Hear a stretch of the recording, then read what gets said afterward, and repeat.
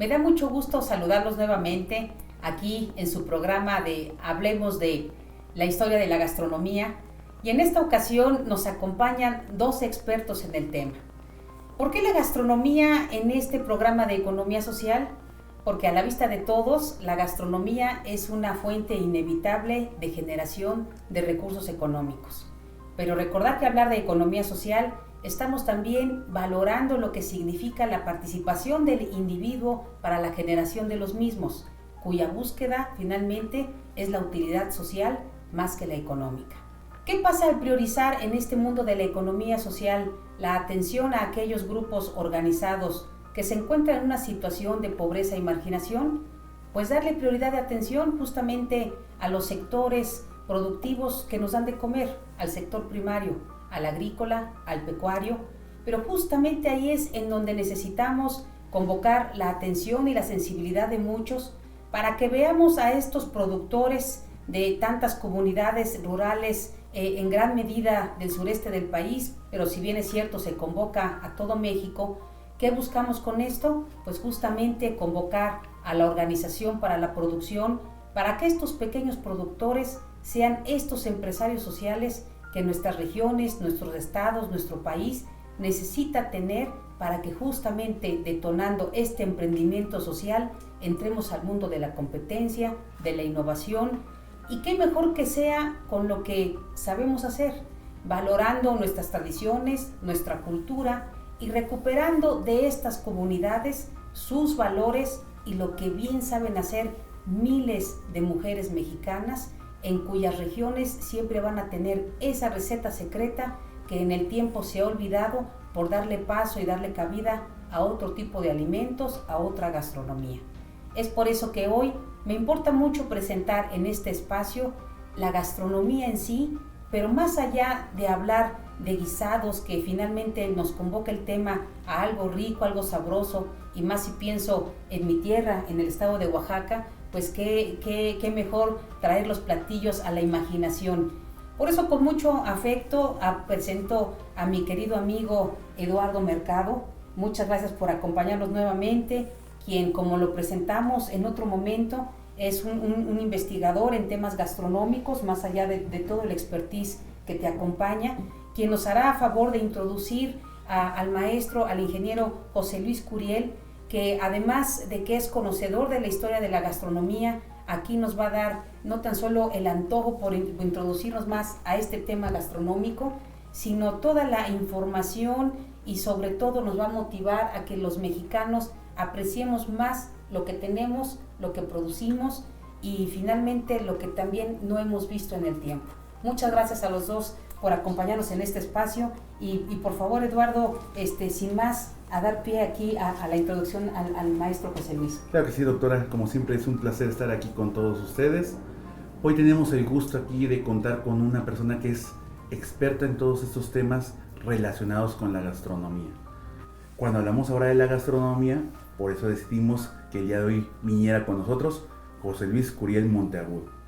Él es ingeniero químico, ya lo dijo aquí la doctora, y maestro en ciencia y tecnología de alimentos de profesión, confitero, chocolatero y quesero de oficio, pero además es un historiador por vocación, catador por afición y escritor por devoción. Entonces, José Luis, te agradecemos que hayas aceptado estar aquí con la doctora Narcedalia, con todos aquellos amigos que nos van siguiendo en todo el mundo, porque este tema creo que no tiene fronteras.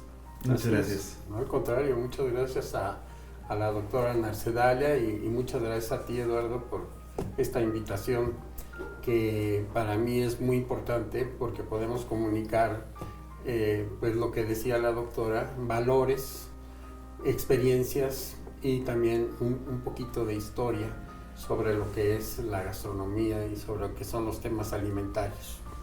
Sí, de hecho, quiero compartirles que él también está en la parte docente. Yo ahí lo conozco a José Luis y siempre sus exalumnos siempre hablan maravillas de ti. Ah, mira, qué bueno saberlo. Han aprendido mucho. O sea, de hecho, José Luis es presidente de la Sociedad Mexicana de Gastronomía y Enología, presidente de la Cofradía Gastronómica del Centro Histórico y catador en la Cofradía del Vino. Pero más allá, Vamos a remontarnos algunos años atrás, Sí. siglos atrás, desde el punto de vista histórico. ¿Cuándo podemos empezar a hablar que nace la gastronomía? Bueno, mira, esa es una pregunta bastante difícil en el sentido, vamos a decir, de que la gastronomía podría abarcar mesas, cocinas, etcétera, ¿no? Y eso ha existido durante toda la humanidad. Vamos a decir, desde que el hombre empieza a convivir, pues hay toda esa experiencia. Sin embargo, la palabra gastronomía como tal es una palabra que se gesta en Francia a finales del siglo XIX, ¿no? Bueno, más bien a mediados del siglo XIX, que sería a través de dos escritores. Uno es Brillant Savarin y otro es Grimond de la Reynière. Ellos son los primeros que hablan de que existe la gastronomía, la gourmandise, la parte de la degustación, etcétera, ¿no? Como una actividad diferente. O sea, desde ese punto de vista, pues lo que tenemos es una cocina mexicana que va a tener una evolución a través de los siglos, basada pues en la cocina prehispánica de diferentes pueblos y regiones, ¿no? Empezando por nuestras mismas raíces aquí en México, de los mexicas, descendientes de los aztecas. Por otro lado están los mayas, por otro lado están pues los zapotecas y los mixtecas y todas esas culturas que nos van a llevar a decir que en México no hay una cocina mexicana, hay muchas cocinas mexicanas, ¿no? Entonces tenemos una variedad impresionante y una riqueza extraordinaria en cuanto a repertorio culinario. Yo veo que has escrito numerosos artículos en revistas. Virreyes y virreinas golosos de la Nueva España. ¿De qué nos puedes platicar? Porque el nombre es muy atractivo, Golosos de la Nueva España.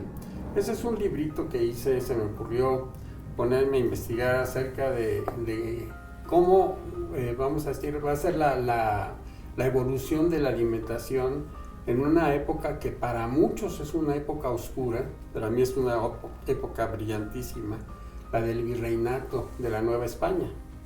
Entonces viene la conquista en 1521, en 1535 llega el primer virrey y entonces se inicia el virreinato que va a durar hasta cuando se consuma la independencia, 1821. O sea, son 3 siglos.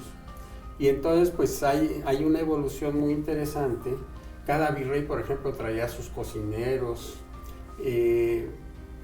La inclusión de diferentes ingredientes, por ejemplo, cuando aparece la leche, cuando aparece el puerco. Por ejemplo, Salvador Novo, que tiene un libro precioso que ustedes han de haber leído, que se llama Cocina Mexicana o Historia Gastronómica de la Ciudad de México, dice que el puerco llegó en forma triunfal, ¿no? La manteca empezó a crear las fritangas y empezó a haber chicharrón y quién sabe cuántas otras maravillas de la cocina mexicana, ¿no? Gracias a la entrada del puerco, la llegada del vino, en fin.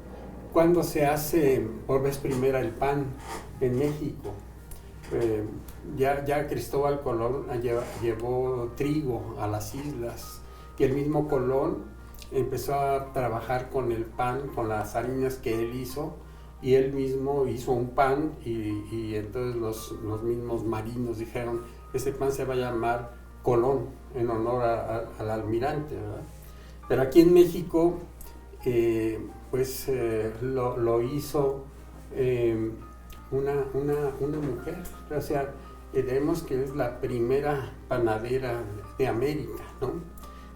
Había Antón de Carmona, que era como un empresario, y entonces le pidió a Catalina Jiménez que hiciera el pan, y entonces empezaron a venderlo en la Plaza Mayor de la Ciudad de México, y entonces empieza a ver el primer pan. ¿De qué año estamos hablando aproximadamente? 1524. O sea, la conquista se hace en 1521, pero los conquistadores se van a vivir a Coyoacán para que la Ciudad de México se empiece a remozar, porque hubo una mortandad muy grande, a limpiarla y a empezar a trazar calles al estilo europeo. Entonces regresan los conquistadores hasta 1524 y es cuando empieza a haber toda una, vamos a decir, un cambio. Por ejemplo, hay un acta de cabildo de 1524, que es la primera que se encuentra en el archivo histórico de la Ciudad de México, la primera acta que menciona un pleito entre dos carniceros. ¿Por qué? Porque estaban viendo que a ver quién daba el arrilde, era el peso que se medía en arrildes de la carne, a ver quién lo daba más barato para las carnes tolendas de 1524, para las fiestas de carnaval. Y entonces pues hay un tal Pedro Maya, en algunas crónicas aparece como Pedro Moya, porque también la escritura es difícil de descifrar, que puso su primera carnicería encima del templo de Tezcatlipoca. Lo han localizado muy bien, la calle Seminario 12. Ahí fue la primera carnicería, ¿no?, de Pedro Moya o Maya. Y entonces resulta que, así como eso, pues hay una evolución, ¿no? Por ejemplo, en 1525 se hace el primer mesón. Un señor, Pedro Hernández Paniagua, ofrece comida y hospedaje en una casa, ¿no? Y entonces ahí viene la tradición de los mesones, y entonces empieza a haber inclusive las legislaciones, ¿no? Para, bueno, tú que estás vendiendo carne, te voy a poner aquí que no la puedes poner a precios diferentes de lo que nosotros, o sea, había un control de precios, ya que para esto de cuestiones económicas que tú manejas, pues es muy importante, ¿no?